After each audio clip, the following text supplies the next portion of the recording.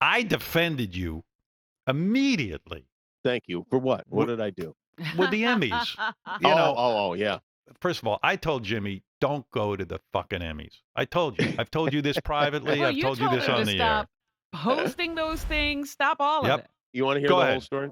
Go ahead. Yeah. Okay. So originally, I was supposed to present with Norman Lear. Turned 100 years old, and we worked together. But Norman had like 30 birthday parties, and about a week before the Emmys, he says, I'll do it if you really need me to. I'm like, of course not. Don't worry about it. Now, Right. Will Arnett and I, who's a good friend of mine, they asked me, will you still do it? We need you to do it. So I said, okay, and I'll do it with Will Arnett. So I said, Will, wouldn't it be funny? Because I know we're going to lose to John Oliver. If you could just drag me out there and say I was upset and I had a few drinks and I'm just kind of unconscious. And then how I visualize this happening is he drags me out. Um, we read the winner, and then I'm just basically out of the shot, and it's not really a factor. But the stage was very different. The stage was like a catwalk, so I was kind of like in the way, which in a way I did not imagine I would. Now, some people read they read racial stuff into this, and everybody has their own perspective. But the fact of the matter is, I think there were 6 nominees, and this is a plan I had for no matter who did this. I Right. No imagine I matter would what be out of the race. shot. And now Quinta Brunson happens to be a friend of mine. She gives a speech. We go backstage, very happy for her. We talk. We have a nice conversation. Super happy. We have no idea that anything is, anyone is upset or whatever. We have literally no idea.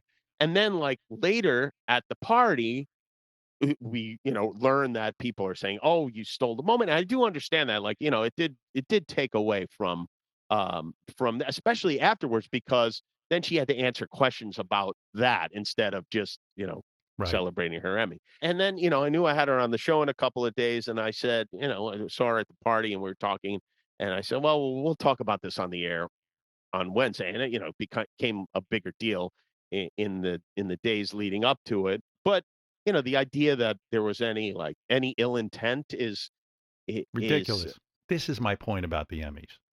First of all, you're trying to do something funny. right, No one is funny nobody tries anything. right, exactly. And even this woman, Quinta, they asked her afterwards. She goes, "Oh, I wasn't offended by it, but I'll wait Yeah, and see what What the everybody else Instagram folks says. say." Yeah, Yeah, yeah, yeah. yeah. So it's just it just is a weird horrible.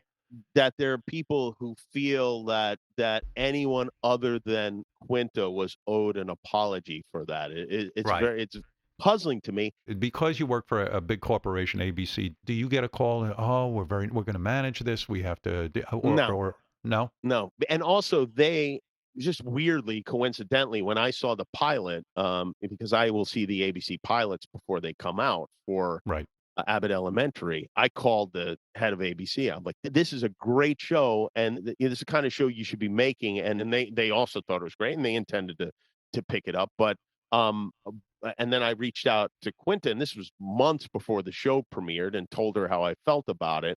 And so it is interesting that it was this particular show, Right. and I realized you know, almost every time I wind up in like a situation, it comes totally out of the blue. Like there's no, I never, You never.